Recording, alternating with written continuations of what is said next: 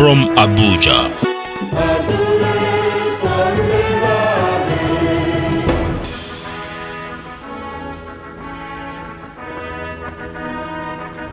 Hello, thank you for being a part of our show. We appreciate you. I'm Magnus Kpakol, and this is Magnus Kpakol GVA. As always, it's all about how we can raise the level of living. That's what it's all about. In view today, Nigeria first. So President Donald Trump has his America First slogan to show how it is time for America to look to take care of itself first. Many conservative Americans apparently subscribe to this ideology and continue to stand resolutely behind the man they elected president. And so today, to discuss our Nigeria First ideology, we have with us Architect Ezekiel Nya Etok, Director General of Nigeria First Project. But before discussing Nigeria First, we have in our hidden economics, love your nation and see how your country should be your darling. Now up next in our quick view, we rank websites and businesses. That's coming right up.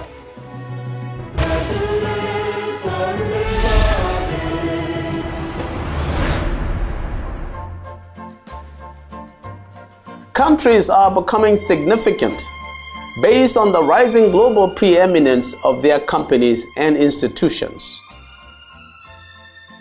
Societies that put their nation first will help to make their economies more globally competitive. It is useful to see what companies and therefore countries feature in the ranking of major businesses across the world. For Nigeria and Africa to gain increasing preeminence, their companies have to increasingly show strength in global competitiveness.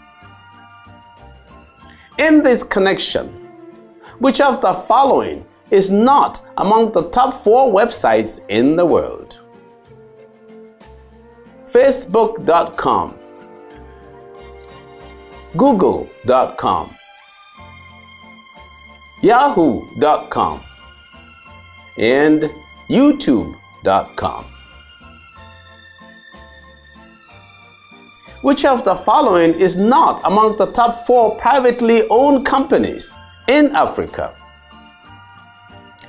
Escon, MTN Group, ShopRite Holdings, and the Bidvest Group. Stay with us for our answers coming up shortly.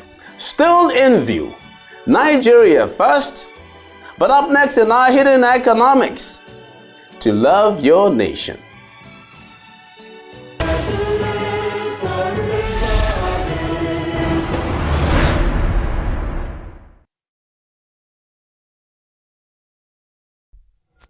What's up? Baby, you're too much, yo.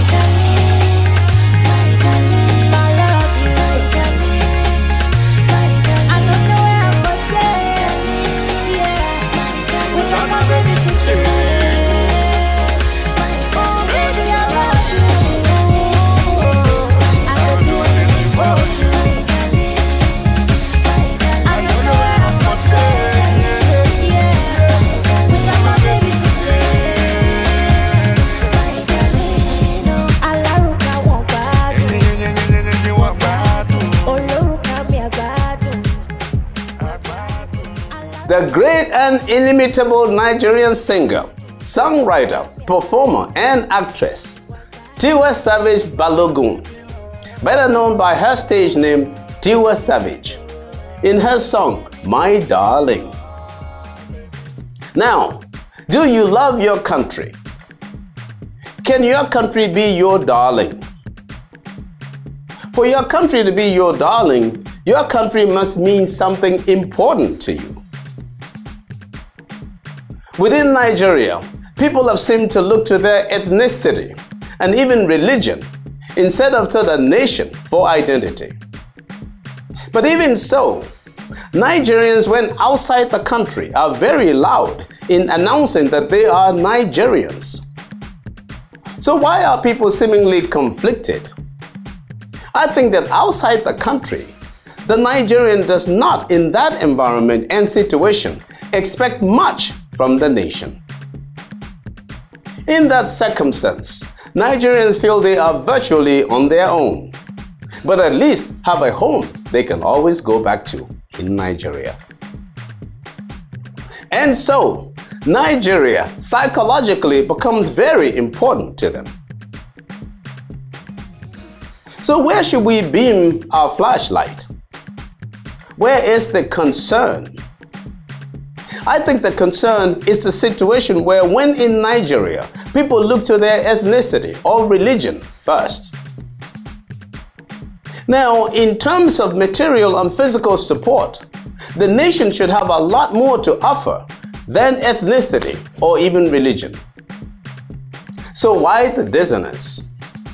I submit that it is in your self-interest to love your country. If you love your nation will love you back. One of the biggest ways to have your country love you is by you personally voting and convincing others also to vote for your candidate to win that position of leadership. The leader you choose is who will direct the resources of the country in a manner that shows you love. So, let's ensure we get the leadership that will allocate all our resources equitably and efficiently, and with compassion. That's love to the people.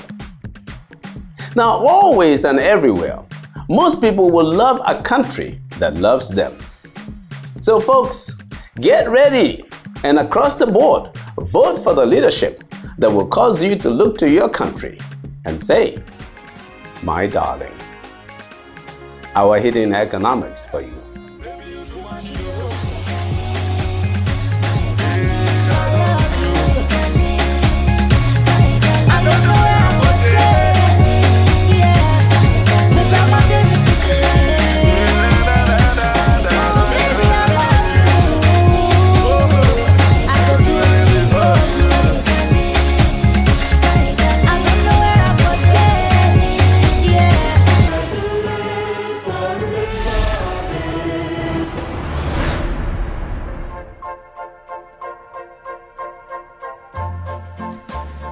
Before we start our discussion, here are our quick view answers. Yahoo.com is the website listed here, not among the top 4 websites in the world. ShopRite Holdings is the privately owned company on our list, not among the top 4 in Africa. For comments, adverts, and sponsorship, please see our information displayed on the screen. Why do kids love their parents? Why do parents love their kids? Why do adults love themselves? The answer to these questions is the same as when we ask why a person loves his or her country. If you love your country, you put it first. And so today we have architect Ezekiel Etok, Director General of Nigeria First Project. Architect Etok is the principal partner and CEO of Novon Consult Limited. He contested to be governor of Akwa Ibom in 2007. Architect Etok will help us to see why we need to put Nigeria first. Please join us in our discussion with architect Ezekiel Etok.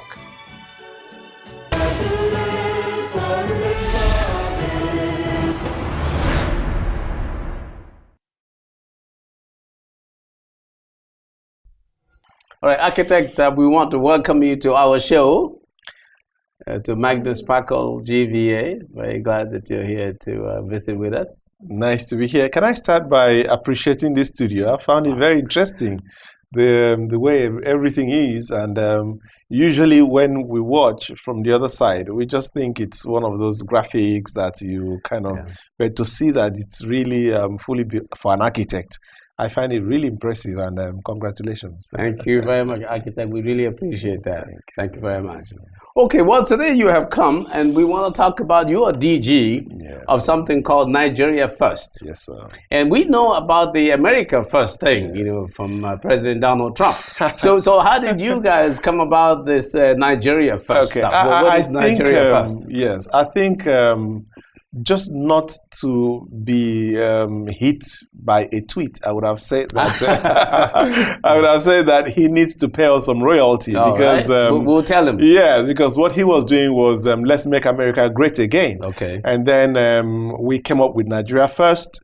And we were pleasantly surprised that after he won the elections, he suddenly turned to America First. I'm like, excuse me, can you just, give us some credit? Us some credit, yeah. Really, the concept of Nigeria First is a concept of mobilizing Nigeria to look at country. Okay. Beyond self, beyond ethnics, beyond... we're thinking that, look, everybody has a country. And...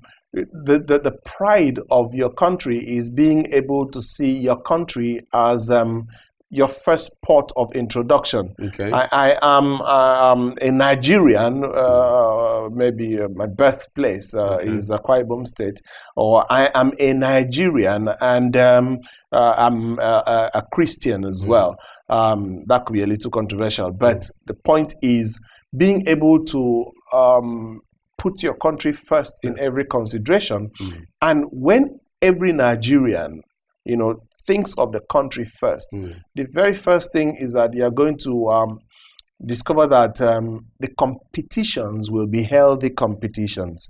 And we'll be able to develop this country to what we would like it to be. There will be peace, there will be harmony, there will be love, because we've come to see ourselves as one family, whether you're from the north, the south, east, or west, and we are amongst people who are advocating a drop of this state of origin and think in terms of state of residence.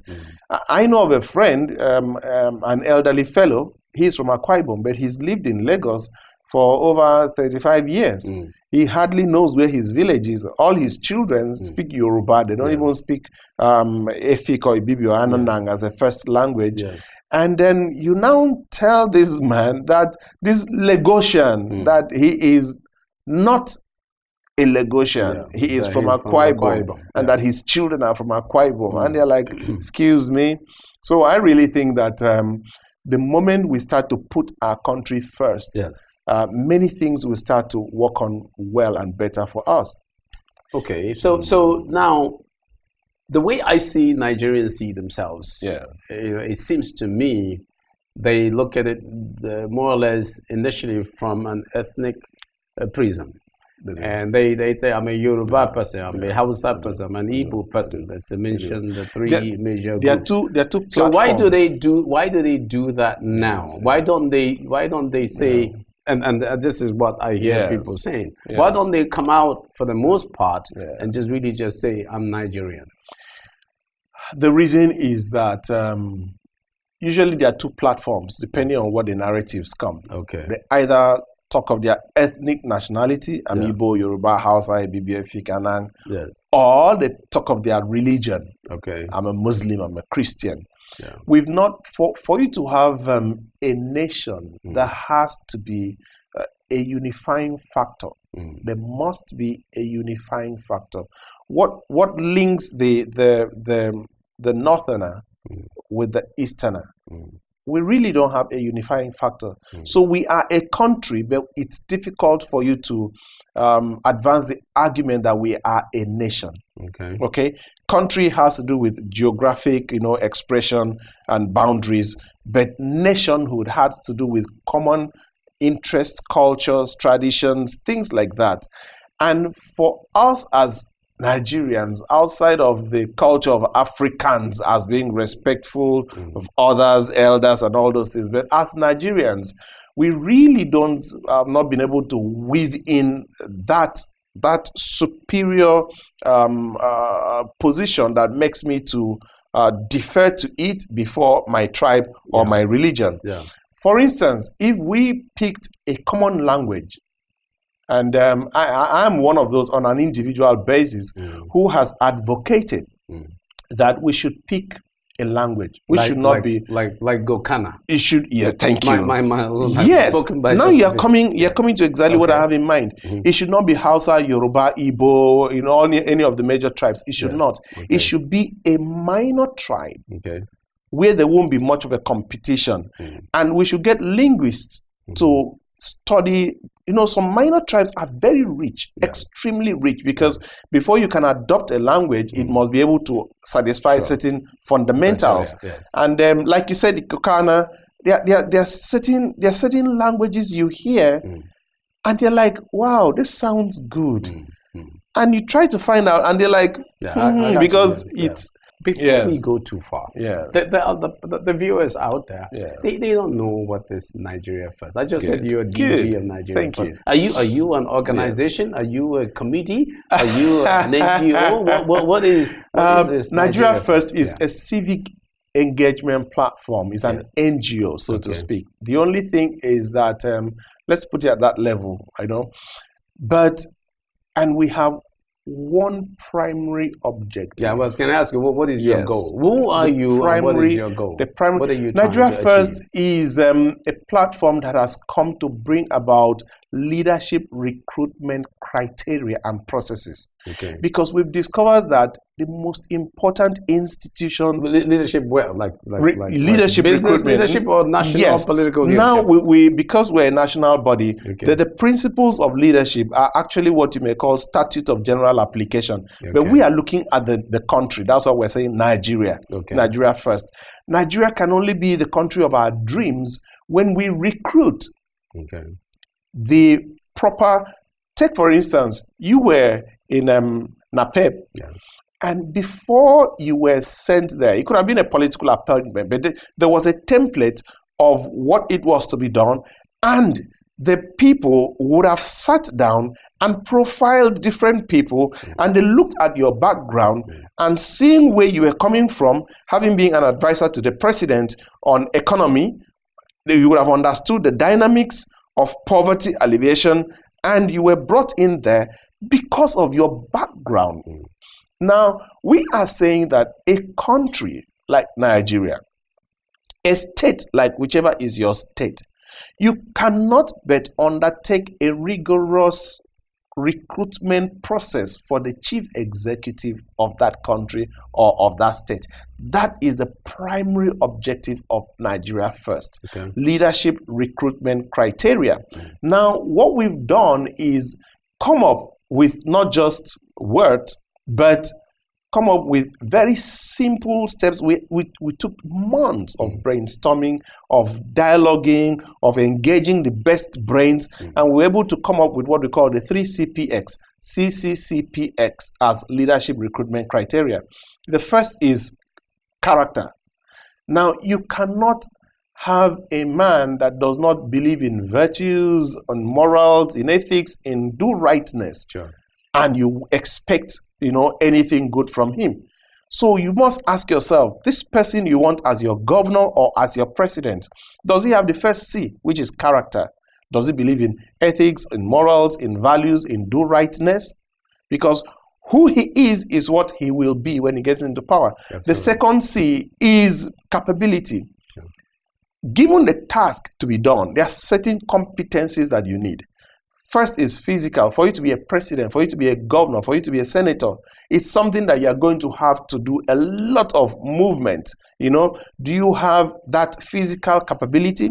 Do you have the mental capability, intellectual capability? Do you have the prerequisite knowledge? So that capability is very, very important. The next C, is the connect. No man can serve you who does not know what your problem is.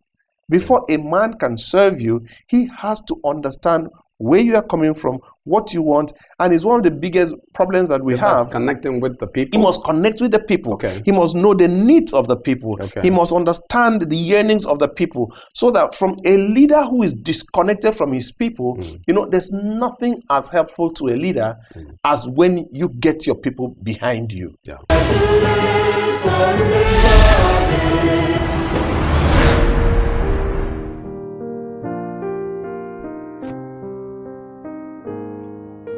So, as we have asked, why do kids love their parents? Why do parents love their kids? And of course, why do adults love each other? If we can answer these questions, we will know why people can and should love their country. The great Tina Turner has already asked, what does love got to do with it? So what would an economist want to do with love and nation building? Typically, economists stay away from love, not understanding how to analyze it empirically. But as we have recently seen with the Nobel Prize Award in economics, economists are beginning to look more and more at social life and behavior. The so-called behavioral economists. Richard Thaler, professor of behavioral sciences and economics at the University of Chicago in the United States, has just won the 2017 Nobel Prize in Economics. Thaler brought to prominence the idea of nudge economics, where humans are subtly guided toward beneficial behaviors without significant compulsion. So now, Richard Thaler's contributions have built a bridge between the economic and psychological analysis of individual decision making. And so to be careful, sometimes people just say, I love you, but they really don't. Love must involve sacrifice. That is, sacrifice from the person showing the love. If the person showing the love backs off at the sign of trouble, there was probably not any love in the first place. It must have been something else. But truth be told, unconditional love is practically supernatural and deeply spiritual. Most types of love are obtained, as I would say, by nudging, to borrow a little from Professor Thaler. Why nudge someone? Well, to get them to do something that might benefit you. But also, it must be beneficial in all its ramifications to the person that is nudged. When there is love, the person that is loved should suffer no direct present or future pain from the love. That is, there must be no hidden present or future cost to the person that is said to be loved. So to love your country or nation, it is to help it become much better, and indeed to also in turn be able to visibly love you back. People who can do this are putting their nation first. I'm Magnus Kpakol, and that's my view.